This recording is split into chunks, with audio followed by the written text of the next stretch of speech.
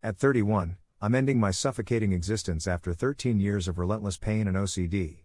I'm done with hoping and coping. My body feels like a Michelin 3-star meal doused with salt. How much longer can I endure a life devoid of peace or purpose? The following are excerpts from my voluntary assisted death application, which has been approved. Just a heads up, there is some redundancy. The pain began at age 14 but became inseparable at ages 16 and 17, and I am now 31. Since then, every aspect of my life physically, mentally, emotionally, and financially has deteriorated. I have spent 13 years in what feels like double solitary confinement, trapped by both physical pain and obsessive-compulsive disorder. Despite countless treatments, nothing has provided even a moment of relief. I once held hope that treatment might restore me, but that hope has faded with every failed attempt. I am finished with hoping and coping. They have not brought me peace or change. I desire life, liberty, and the pursuit of happiness, or I want nothing at all. The pain, coupled with intrusive thoughts, leaves me unable to live independently or find any sense of peace. The emotional toll has become unbearable, and I have lost my identity to the constant suffering. I cannot achieve anything I want out of life, and a future worth living is impossible. This pain has made me existentially fragile. I can no longer find meaning in life or imagine a future free of suffering. My existence feels like a Michelin 3-star meal doused in salt. I cannot find a single spoonful that does not burn my mouth. My decision to die is not impulsive but the result of years of reflection on the irreversible nature of my pain. The failure of treatments feels like a betrayal by my body and the world around me. I seek death to end my suffering, as there is no viable path forward, no possibility for peace, and no hope for the future. I am unable to pursue the achievement of a single thing of value, except death. I grew up with a mix of curiosity, fear, and a love for being active. As a child, I was plagued by horrific fears and obsessive-compulsive disorder, afraid of buses, other people, and even school. From a young age, I experienced violent physical uncontrollability due to intrusive thoughts. Despite these challenges, I found moments of joy in being active.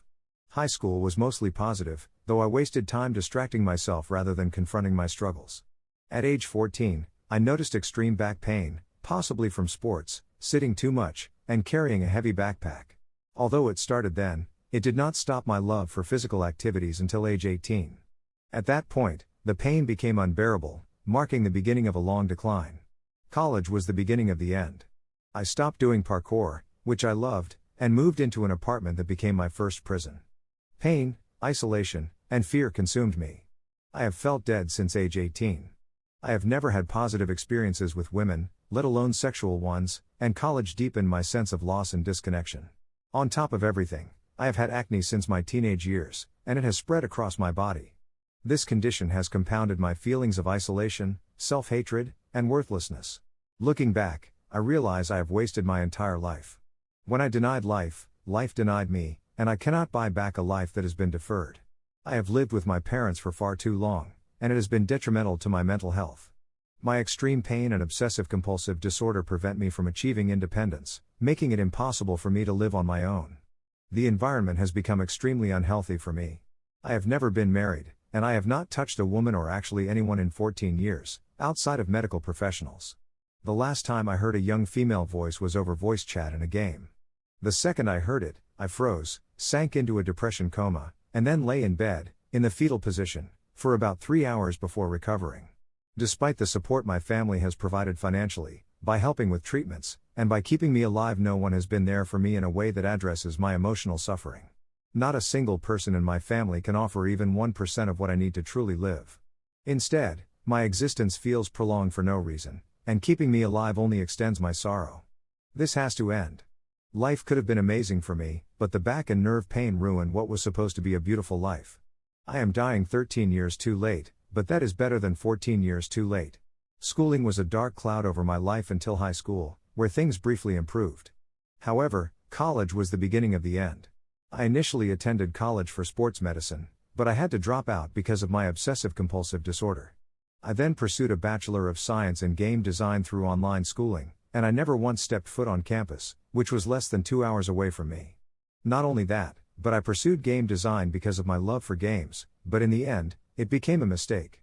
Falling in love with synthetic worlds ultimately led me to neglect and harm myself in the real world. I regret every single second I spent attending to false worlds, as they have left me feeling empty and disconnected. Video games, once a source of joy, are now a source of anger, disgust, and even aversion. My love for video games ruined my entire life and robbed me of any capability of achieving anything of value. Although I truly loved making games, that passion quickly became an impossibility because of my obsessive-compulsive disorder. I could not focus on writing code or designing anything because I was too busy performing obsessive rituals on my computer for years, unable to break free from them. I never knew what I was losing because my identity was mostly fake and digital, shaped by the characters I was playing, rather than by myself. Furthermore, I was alone the entire time in college, and after I graduated, I never once held a job again. I had a general foreman laborer type job during high school and early college, and that job contributed to my back and nerve problems. I also had a sales job while in college, but that was never a career. Since graduating, I have not had a job. My degree in game design has never once been utilized, and I have lived on less money per year than I received in high school graduation checks from my family. Now, at age 31, I find myself without any meaningful employment, unable to build a career or move forward in any professional capacity. I once had a love for physical activities, particularly parkour, which gave me a sense of freedom and purpose. However, the pain from my back and nerve issues eventually ended my ability to engage in this passion. Games, which I once loved, have now become a source of anger and frustration, robbing me of the joy they once brought. I have not been able to find meaningful hobbies or activities that allow me to feel connected to life. Self-care was once a hobby I enjoyed, but now it feels like I am simply taking care of a corpse. I can barely manage basic tasks like clipping my fingernails, let alone engage in activities that once provided me with a sense of well-being. Every hobby or recreational activity that did not involve using my body became a distraction from pain, and I regret ever spending a single second on them. Since I was around age 17, I have not been able to focus on anything without the pain stabbing me. Over the last 4 years, I have made my health my full-time job.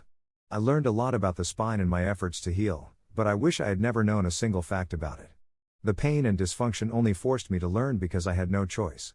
Despite all my efforts, I failed to heal, and it serves as a constant reminder that nothing I have done has been enough. I see no future of hobbies, recreation, or volunteer work. The likelihood of me ever finding one again is near zero. Despite attempts to push through the pain, the constant physical and mental struggles have left me unable to pursue any form of meaningful activity. I have been isolated from the things I once enjoyed and am now trapped in a cycle of pain and dysfunction. Before the age of 18, I was incredibly athletic, enjoying physical freedom and strength. However, once my nerve and back issues began, I fell from that high place. My body, once full of potential, was suddenly burdened with pain and limitations. Since then, I have never recovered, and I never will. The vitality I once had has been stolen from me, along with my mental and emotional well-being. The joy of movement, physical strength, and the future I imagined have all disappeared. My body and mind have been irrevocably altered, and the person I once was is gone. This loss of my future, combined with the unbearable pain that accompanies it, is completely unacceptable, and it will remain so until the day I die. Since the onset of my pain at age 18, I have lived with the limitations of someone far older, as though I have aged prematurely. Basic movements like sitting, standing, and walking for extended periods are excruciating, and activities like bending or lifting are nearly impossible. Exercise, once vital for my physical and mental health, is out of reach. Daily life is dominated by unrelenting pain, worsened by inactivity but slightly relieved by movement. Sleep is disrupted as I constantly adjust my position to manage the discomfort. These limitations have robbed me of independence, leaving me trapped in a body that feels decades older. If I already feel like this at age 31, by the time I am 77, I will feel like I am 200, my body and mind deteriorating more each year. As I sit and write this, a nuclear explosion of pain radiates from my lower back. Just typing sends shockwaves of pain up my back and down my right leg. My prognosis, as provided by a neurologist, is lifelong pain, necessitating the use of pain management. However, as the following will demonstrate, none of the available pain management options provide any relief whatsoever. Over the years, I have pursued an exhaustive range of treatments in an effort to alleviate my condition, but nothing has provided meaningful relief. I have tried many years of guided and unguided physical therapy, which consistently made my symptoms worse. I have consulted at least 3 different chiropractors without improvement and attempted cognitive behavioral therapy without any effect. Pharmacological treatments included gabapentin, which caused severe suicidal ideation, pregabalin, which exacerbated my obsessive-compulsive disorder, celecoxib, which offered no relief, hydrocodone and oxycodone, which provided insufficient pain control, cyclobenzaprine, which had no effect, diazepam, which was similarly ineffective, and many non-steroidal anti-inflammatory drugs, none of which have worked. I also supplemented with approximately 13 different micronutrients over several months, each yielding no improvement. Other interventions included a lumbar epidural steroid injection, lumbar artificial disc replacement surgery, and an L5S1 bilateral laminotomy. The latter not only failed to alleviate my pain but introduced severe post-laminectomy nerve pain. I have also tried acupuncture, which amplified my intrusive thoughts and caused nightmares, and massage and cranial sacral therapy, both of which yielded no effect. Additionally, I attempted a transcutaneous electrical nerve stimulation machine with negligible benefit and CBD THC CBN gummies, which worsened my symptoms and caused brain fog. I own an inversion table that has only ever helped me out of acute crises but has never addressed my chronic pain. I have experimented with a lumbar brace, but it was ineffective. In terms of exercise, I practiced the McGill Big 3, famous back strengthening exercises, and followed along with The Back Mechanic by Stuart McGill, both without success. I read psychosomatic focused books such as The Mind-Body Connection and The Way Out, but found no improvement. To accommodate my pain, I have reconfigured my living space to be as ergonomically friendly as possible, but these adjustments provide little relief and are nowhere near enough to alleviate my suffering. I have not found a single pain management option that is worth its side effects. Additionally, I have been offered a spinal cord stimulator but find the prospect of living with such a device intolerable and therefore will not pursue it. The worst part right now is that because I'm going to die a pathetic, crippled, wasted virgin, I endure an unending stream of pornographic thoughts. Literally an unending flood of infuriating, high-resolution scenes. Every scene sends jolts through my brain. I have been trying desperately to find a modicum of peace before I die, but my mental health has worsened instead. If I dare daydream for a single second, the obsessive-compulsive disorder rips the positive attempt away and replaces it, instantly, with one of my worst fears. I am excited to die, but every day feels like 7. Is there anything I can do to find some peace before I die? This is no time for caution. My brain will absolutely never, for a single waking second, stop antagonizing me and instigating me with humiliating pornographic thoughts. I understand I am a pathetic virgin, but it is too late. We are dying in less than 2 months, so just stop torturing me. However, as I see it, the reproductive system wants my genetic material to escape before I die, so it is in full force every single second raging at me to fix this problem. I severely doubt I will comply.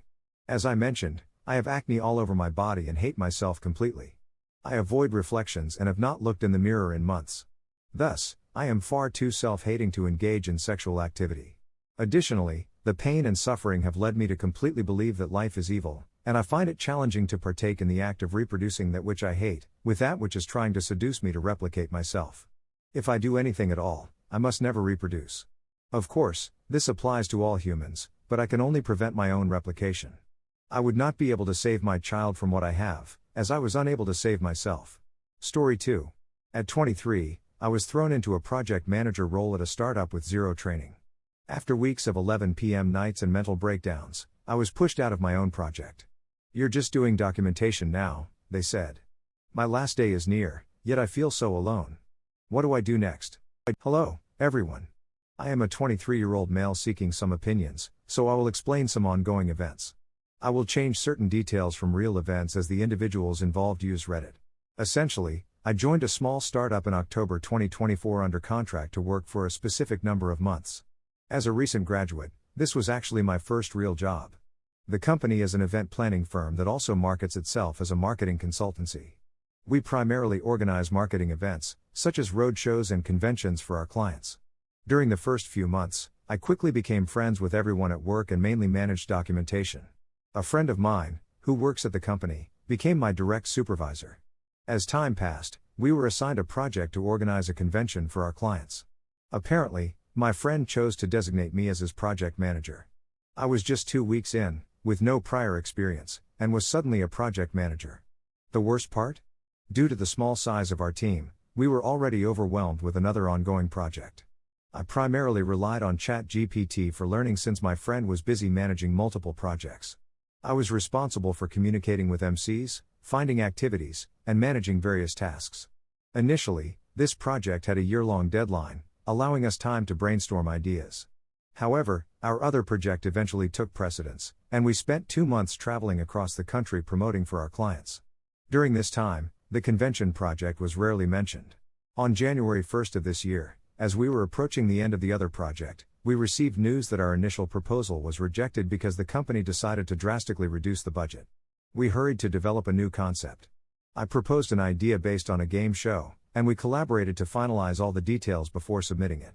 Then, our client informed us that the budget was being cut again, which forced us to change hotels and venues.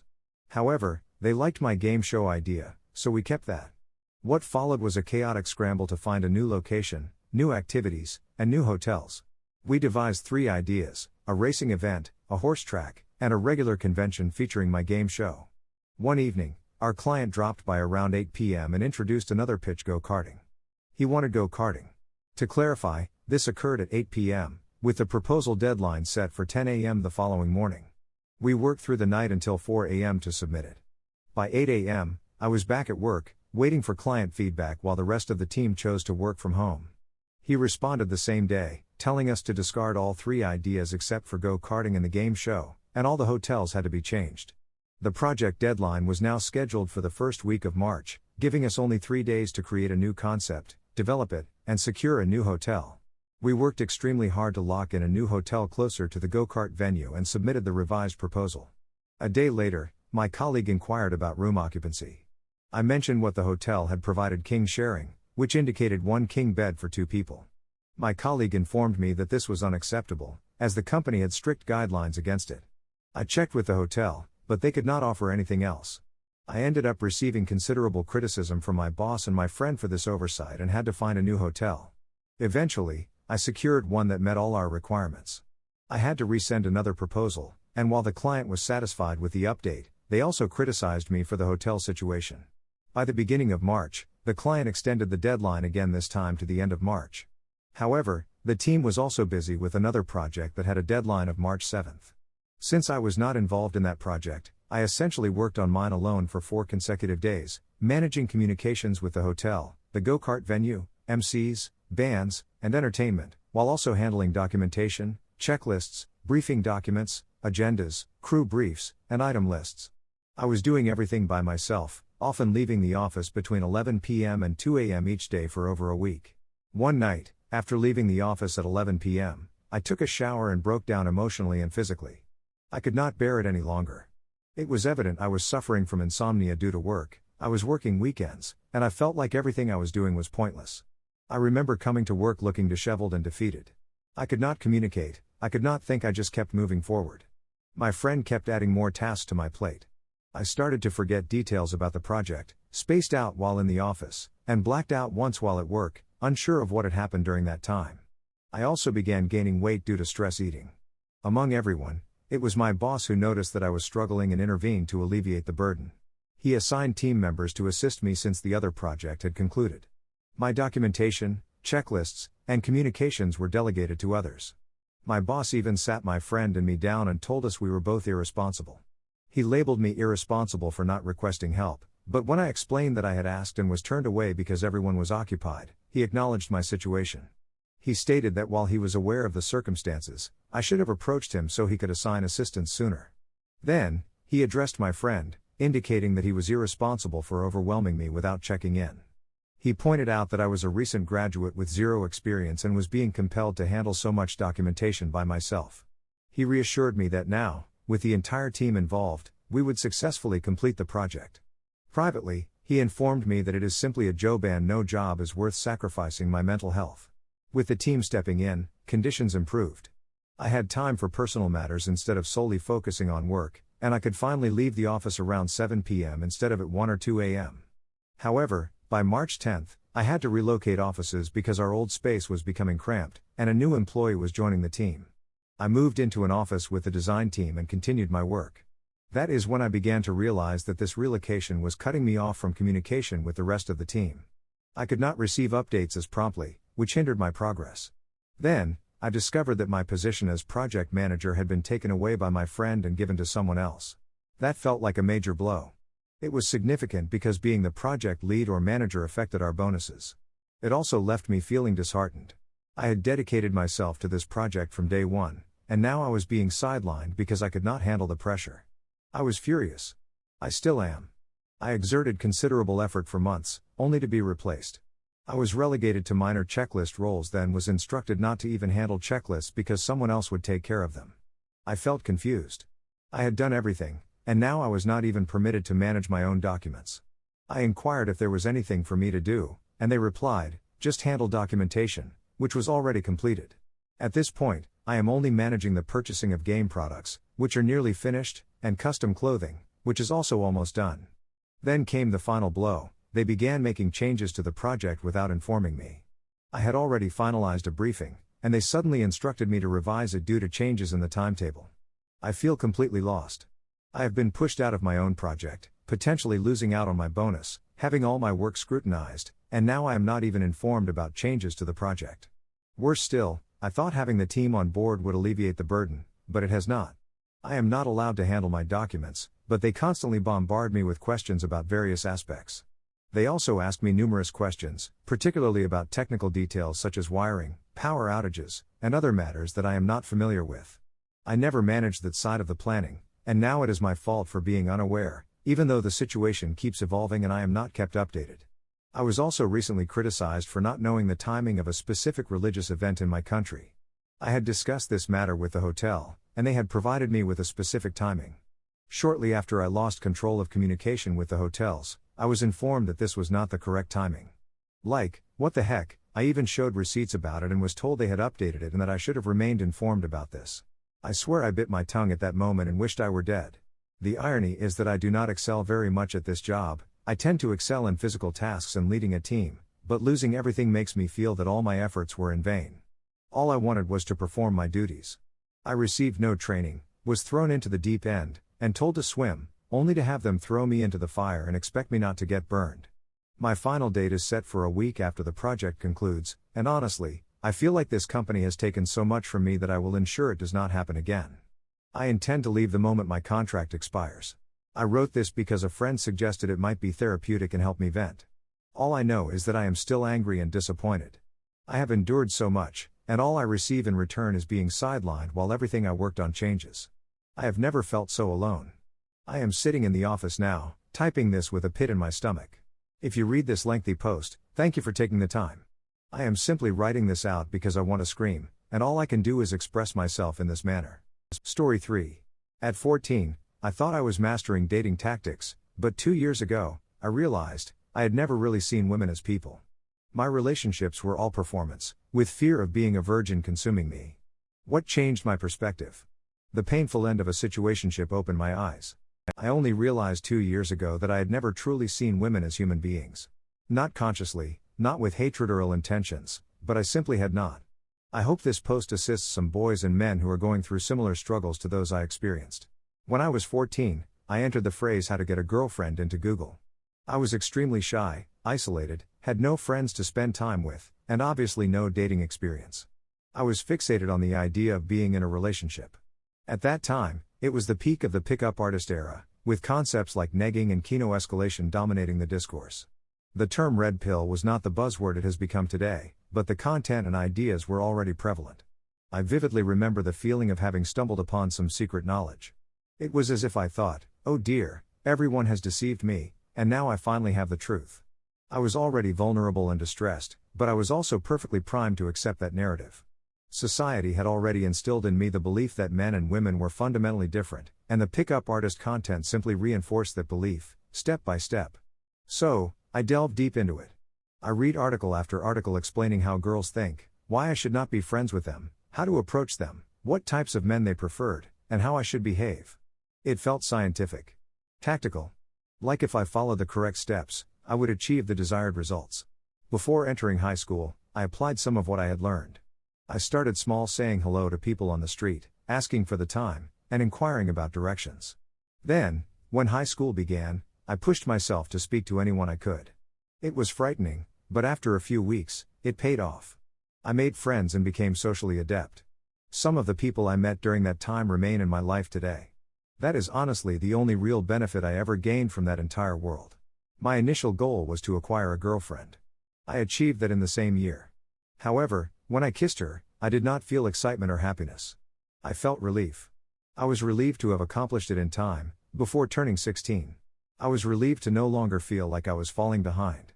When I entered college, I was still a virgin, and that caused me much more suffering than it should have. Some nights, I lay awake, thinking, what if I die without having sex? Or what if I am still a virgin by the age of 20? That fear consumed me. So, when I turned 19, I began doing everything: street pickup, night pickup, dating applications, everything I could. It took a few months, but I finally had sex. Again, the primary emotion I felt was not joy or connection, it was relief. I remember the pressure in my chest dissipating instantly, as if a curse had been lifted. But it was not enough. Now, I had to excel at it. I had to become the best lover possible. I wanted to last as long as I desired, provide orgasms, and be memorable. Technically speaking, I did become proficient. I lasted long, and I delivered orgasms every time. However, it still wasn't truly about sharing a moment with someone, it was about performance. About control. About validating something within myself. Providing orgasms was not about making her feel good, it was a way to reassure myself, to feel superior to other men, to believe I had worth. Even the kind things I said or did often had an ulterior motive. It was always about achieving something, never just about connecting.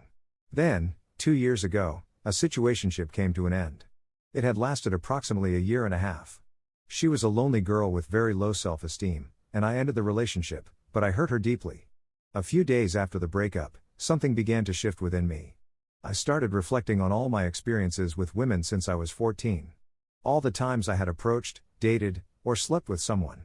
I was confronted with a horrifying realization: I had never genuinely seen women as individuals. I did not want to hurt them. I did not hate them. But I did not truly see them, either. They were all variations of the same idea to me, belonging to the same category, the same color, just different shades.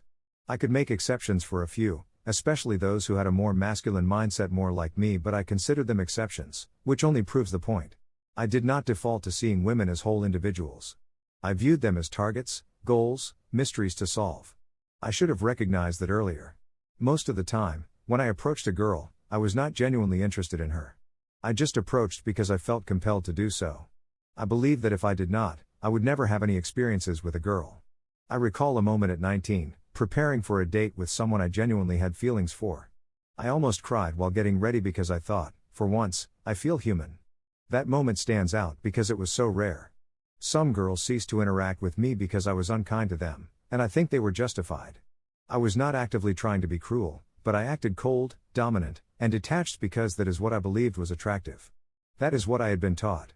I did not feel like I possessed the power to hurt anyone because I felt so small and worthless inside. I held a deeply ingrained belief that women held all the options, all the power, all the freedom. So how could someone like me possibly harm them? The irony is that I had known about feminism for years. I had been exposed to it early on, even while seeking sexual advice. I was not oblivious to what women experience. However, when it came to dating, I tuned it out. I could not listen. It did not seem applicable to me. I thought back to some of the girls I genuinely liked who had rejected me. I wondered what might have occurred if I had simply been honest. If I had stated, I do not know what I am doing, but I would like to get to know you. If I had not played a role. If I had not walked away the moment I discovered she had a boyfriend. Yet, I never gave myself that chance. It became a self-fulfilling prophecy. I approached, faced rejection, and each time it felt like confirmation that I was failing. On top of that, the constant comparisons with other men where, in the manosphere, other men are either enemies or failures created a discouraging environment. No brotherhood, no kindness. Just competition. When you fail, it is invariably your fault. If a girl does not respond, whether it is a fake number or ghosting, it is all on you. You are not interacting with a person, you are navigating an obstacle course. If you perform well, you receive the reward, sex. It quickly becomes profoundly depressing. Especially when you witness other men succeeding where you have failed, and you cannot even articulate why. You did everything correctly, followed all the rules, and still achieved nothing. I did engage with several women, but the number of rejections I experienced was overwhelming. People say you become desensitized to rejection, and while that is true to some degree, when 20 girls say no consecutively, it impacts you differently. Over time, it accumulated, and my self-esteem plummeted. I had learned to gauge my worth solely by how successfully I interacted with women. I noticed only women to whom I was attracted. That was the extent of my perception. I did not see equals. I did not feel connected. And when I finally kissed someone or had sex, it was not to share something beautiful, it was an escape from the stigma of being a virgin. That weight in my chest was finally lifted.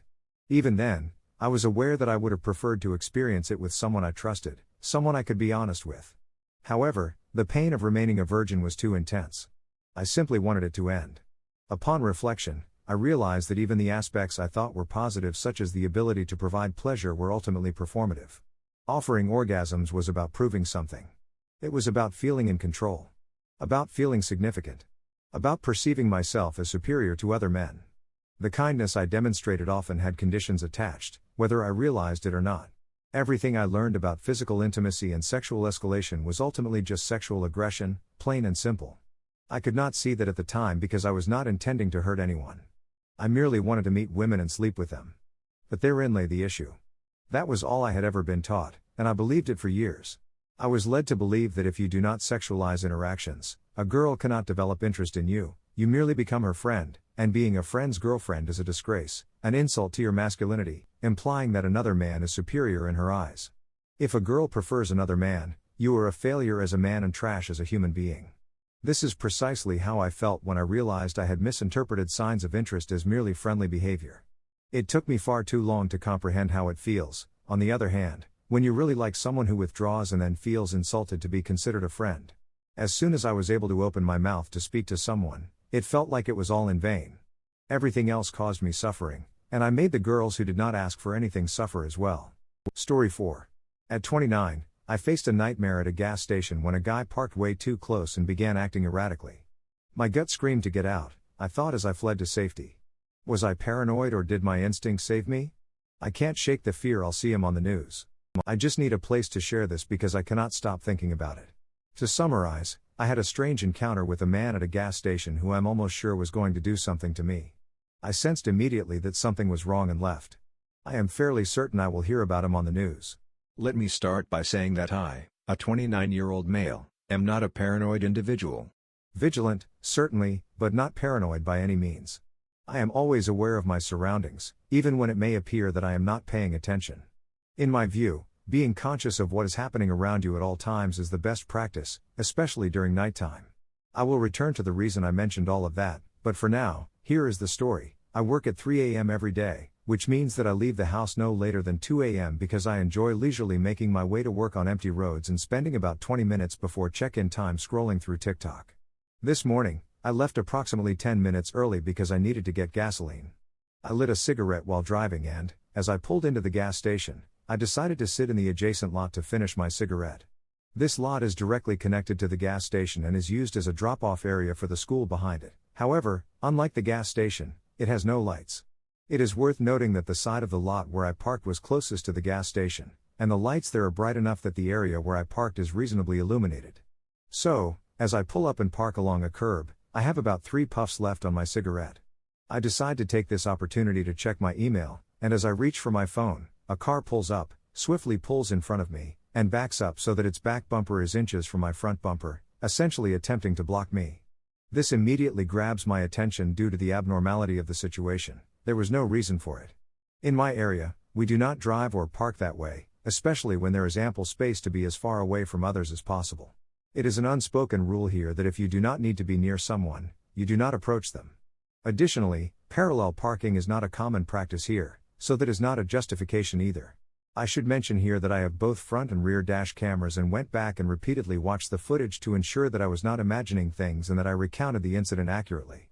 After watching that footage multiple times, I can say that this individual acted deliberately. I also shared the footage with my parents and uncle for their opinions, and they, without my prompting, agreed. I did not inform them that it was me until after they watched it to gauge their thoughts. This lot is large, my lights were on, my window was down with my arm resting on it, and there was no one else around besides me and this man. There was no reason for him to park in the lot with me or to back his car directly in front of mine after he initially pulled up 20 feet ahead of me. He could have remained in his original position, but instead, he went out of his way to move closer to me. The way in which he pulled up and backed in front of me was smooth and intentional, and watching that video leaves little doubt in my mind about that. Anyway, once he parks, he turns off all of his lights. Keep in mind that all of my lights are still on, and he begins erratically reaching around and repeatedly turning his cabin lights on and off. At this point, my instincts are screaming at me to leave, so I discard my cigarette, back up, and begin to drive away. As I start backing up, he opens his door, flicks his cabin lights on and off one more time, and attempts to exit, but as I pass him, he slams the door, turns his lights back on, and starts following me.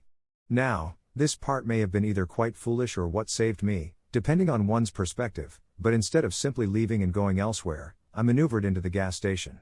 My fuel tank is on the passenger side, so I pulled around to face the station building. All the while, this man is pacing with me on the other side of the pumps, and he parks in front of the building. At this point, I am completely convinced that something is not right. My entire being is signaling to me that this situation is unsettling, that something is wrong, and that I should not get out. Upon parking, my immediate instinct is to grab a weapon and wait. As I do so, I watch this man turn his head back to look at me. He glances twice before exiting his vehicle. He gets out while still staring at me, stands there momentarily, slowly turns to shut his door while still observing me, locks the door, and walks slowly inside. This gas station, by the way, has floor-to-ceiling windows that provide a clear view of the interior, with only a small section in the center obstructed by the cash registers. So, I observe this man walking in as I exit to pump my gas, and he begins circling from one end of the store to the other. At this point, there are other customers in the store, and the clerk is a big, burly, no-nonsense type of individual, although he is very friendly once you get to know him, so I am fairly certain that if this man had been planning something, those plans were thwarted as soon as he walked inside, if they did not dissipate when we pulled into the station. On that note, I also believe his plans were disrupted by how I reacted. I went about my business instead of engaging or acknowledging the situation directly, and I think this caught him off guard and left him unsure of how to respond. It would have been one matter for me to leave and have him follow me, which I believe was his intention, but to have me simply go about my business, appearing to ignore him to an outside observer, is disarming in such situations. In retrospect, I think that is what saved me. I should also mention that I have never encountered this individual before today. He was about my height, but he was easily 80 pounds lighter, if not more. Physically, I was not concerned, but I also did not know if he was armed, and despite being armed myself, I was not going to risk anything for both my safety and as by confronting him. I knew he intended to do something and probably thought he could approach me before I realized what was occurring, since it appeared that I was distracted by my phone. The entire encounter lasted less than 2 minutes, with only about 30 seconds passing from when he pulled in front of me to my departure from the lot. That is 30 seconds from the moment he stopped in front of me to when he opened his door to exit as well. If he had planned to enter the gas station, he could have done so from the lot, but instead, he chose to follow me immediately. That is how I know this was intentional, and that is the aspect that, in its own way, frightens me. I have experienced perhaps a handful of situations in my life where my instincts indicated something was wrong and that I needed to leave my location. However, this instance was different. It felt almost like a primal, visceral sense of impending doom that set my body into overdrive the moment he pulled in front of me. It was an instant feeling of dread that I cannot adequately explain. I have never had such an intense reaction to a situation before in my life, and there is no straightforward way to describe precisely how it felt in a manner that would make sense. All I can convey in this regard is that the moment he put that vehicle in reverse, my adrenaline surged, and I felt with every fiber of my being that I needed to escape. It was so overwhelming that I sincerely hope I never have to feel that way again. I might be overthinking the situation, and I might be making myself paranoid the more I reflect on it, but I cannot shake the feeling of how inherently wrong the entire situation was, nor can I dismiss the sense that this individual was going to do something. What that may have been, I do not know, and I hope never to find out. Yet, with that said, I also cannot shake the feeling that this person will act on someone else and that I will see him on the news. I truly hope this does not come to fruition, but the feeling will not dissipate. Although I will mention that, should something occur, I have 4K video of his car and the man himself to share with the appropriate authorities, including a clear screenshot of his custom vanity license plate. It is safe to say, however, that I will be more vigilant moving forward because of this. I still feel in my bones that this man intended to do something, and I do not believe that feeling will soon fade. I will not allow myself to become paranoid, but I will be more attentive. I will also assert that even if I misread the situation and nothing was intended, I would prefer to be mistaken than to ignore my instincts. They exist for a reason, and I would rather heed them to avoid anything negative occurring than to appear foolish if proven wrong. I simply hope to never encounter that man again and to never again feel the way I felt during those moments, because I can genuinely say it was the first time in my life that I felt real fear for my safety. Stay safe out there, everyone, and always trust your instincts. Story 5. Art school is draining me. My professor said he rarely gives out B's or A's, shattering my confidence after years of passion. I'm balancing financial pressures and a dying dream. Is sacrificing my mental health worth proving them all wrong? What should I do? This is my first time posting on Reddit. I hope that my writing makes sense, however, I just want to write and move on, so there may be some errors. I apologize for that. I am a 20-year-old sophomore currently attending Columbus College of Art and Design. I am majoring in game art and design while minoring in comics and narrative practices. That is the name of these majors. I did not make those up.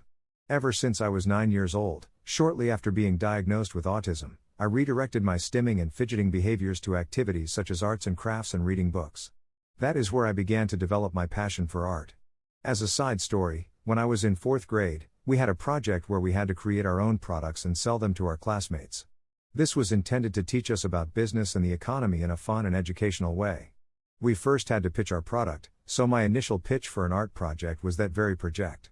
I then sold portraits and, I think, animal prints as well. All were poorly drawn, by the way, but it was enjoyable. The joy I felt when I sold something and witnessed classmates and teachers appreciating the work I created motivated me for years afterward. Fast forward to my sophomore year of college, and everything took a turn for the worse. My freshman year felt almost like summer camp. Even the nights I stayed up did not seem as stressful or draining as they do now. During my sophomore year, particularly in the fall semester, I was feeling good. I had been drawing over the summer and creating my own projects, and I thought that the classes I was taking would motivate me further in that regard, but it turned out to be the complete opposite. The class that triggered the decline was my character and environment design course. My professor, who is still working this spring semester, was the worst instructor I have ever had. Granted, he has experience in the animation and gaming industry and has done a lot of concept art for numerous titles, so he was qualified, but not everyone has the ability to teach effectively. First and foremost, there were favorites, and in an art school, you will encounter favorites. However, the manner in which he critiqued our work felt more like an appreciation than constructive criticism aimed at improving our art. If you were not one of his favorites, which I was not, you received very harsh feedback. Being in that class created the impression that no matter what I drew, it was never good enough. Although my skills at this point were still at the beginner level in various areas such as color theory, anatomy, gesture drawing, and facial expressions, I was making a constant effort to improve. Even now, I am still building those skills. While I think some of the critiques I received were quite solid, the rest felt as though someone was tearing apart an essay I had spent countless nights working on. This, in turn, affected my grade. The average grade in that class was a low C to nearly a D. The professor himself stated that he rarely gives out B's or A's. While I appreciate that he did not just assign grades without thought, the degree of strictness he enforced regarding an area meant for learning and skill improvement seemed excessive. It is important to note that this is not a studio or capstone class where professionalism is expected, and the quality of your project reflects what you will produce outside of art school. This was supposed to be a core class, where the goal is to learn and enhance your skills. In those core classes, it is natural to create subpar art because producing top quality, professional work is not the point, the purpose is to learn. Our professor regarded this class as if we were working in the industry, which is all he knows, and even some of his instructions were neither informative nor engaging. At times, it felt considerably repetitive. Again, I want to emphasize that just because someone might be qualified to teach does not mean they possess the skills to do so effectively. My mental health took a significant downturn. I was in the mental hospital for about a week, and even when he evaluated my work toward the end, where I barely passed, I still felt that no matter what I created, it was not good enough. I recognize now that is an untrue feeling, but back then, it was difficult. When spring semester arrived, it nearly mirrored the fall semester, not because my professor was terrible, but due to the workload. The workload from the fall semester could not compare to that of the spring, and God forbid you fall ill and miss a week, as the same assignments would just accumulate. Last week was our spring break, and while I understand this was out of concern for us, one professor said, "Please don't overdo it, just take a break." At that moment, I felt quite annoyed because, later during our spring break, I worked on assignments and pulled all-nighters just to complete them. I honestly would not consider this a break, to be frank. I became increasingly angry and frustrated during the break because, looking back, I isolated myself. I stopped caring for my basic needs for a while. I even stopped taking my medication because I was constantly thinking that I should be working instead of wasting time. Part of this was also tied to mental health, but I believe that having a continuous heavy workload exacerbated the situation. I felt as if I were on the brink of losing my sanity, and while I know many students are experiencing similar issues, it often feels like I am alone. Sacrificing our health can sometimes seem normal, or even be praised. A part of me thinks, oh, I am just being dramatic. But how can I be seen as dramatic when I barely sleep, eat, use the restroom, or take showers, and I hardly see my friends anymore? I am concerned that I may not be able to spend time with them anymore. It has been nearly a month since I last hung out with them in person, and I want to see them again. This has also placed an emotional strain on me, as I constantly feel angry, frustrated, and sadness. You might be wondering why I continue to persevere in making art and attending this school. Honestly, I have not given up on creating.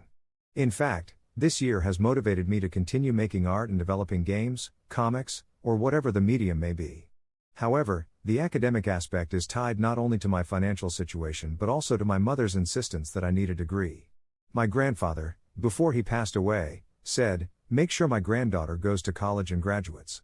Therefore, from the moment I entered kindergarten, the idea of attending college and graduating has been repeatedly emphasized. I am not claiming that college or art school is inherently negative, rather, I do not trust this school for various reasons besides just the workload.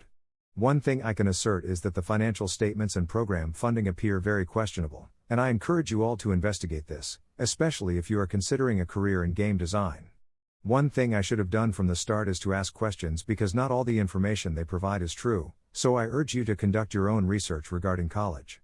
Returning to the consideration of quitting, I am quite stubborn, which is what led me to this situation.